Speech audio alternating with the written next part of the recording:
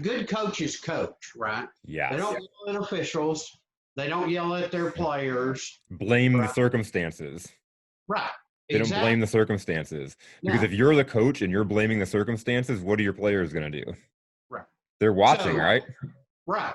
So I've coached. I've been in high school football for 28 years. I've made some observations, and you'll appreciate this.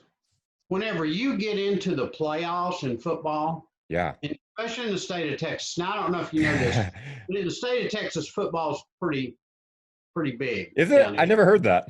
It's it is so serious. Uh, but so I've noticed that when you get into playoffs, there's a characteristic difference in those coaches than those coaches that were going 4-4 or 4 and in a losing Yeah, on a season. losing team. So whenever you get into the playoffs down here and we kick the ball off, those coaches are coaching. They're 2 or 3 plays ahead. If you throw a penalty, they ask you where are we going to snap the ball from, because I need to know what play to call, right? They're Yeah. not arguing about the penalty. They're not yelling at the officials. They're not yelling at their boys. They're coaching their boys. They're 2 or 3 plays ahead. And as you progress, as the playoffs go, the further they go into the playoffs, it becomes, you see those coaches are coaching continually. That Yeah. they're 1 or 2 or 3 steps ahead, and that's the difference. The coaches that in the regular season are that all they're doing is yelling at the official, or they're yelling at their boys. Those coaches don't have that system there, and so they're not moving forward. That always brings me to one of my favorite topics of like the funny things coaches yell at boys. Or they yell at kids, period. Like, you're 12, you should catch that 100% of the time. Well, and here's the other thing. This is what gets me. Now, I've done everything from pee-wee to college, okay? Yeah. I don't understand. So I'm standing on the sideline of a pee-wee game, 9, 10-year-olds, okay? Yep. And I'm working the sideline. And those kids out there, one, they have a helmet on that they can barely hold up, right? Yeah. It's so cute.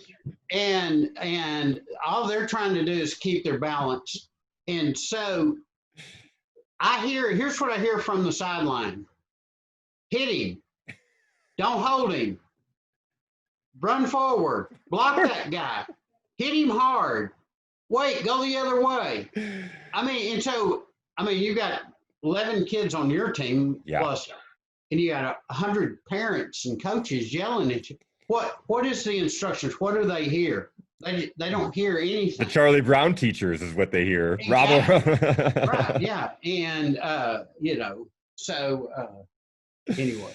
So one of the worst injuries I've ever had. Well, it wasn't too bad, but it was like an 7 or 8-year-old kid running off the field, and here he was. He was small. He was having a hard time keeping his helmet up. He couldn't see, and he's running off the field because he'd been replaced, and he runs smack dog into me, and his helmet hits my knee. And that's the biggest. I've been in it.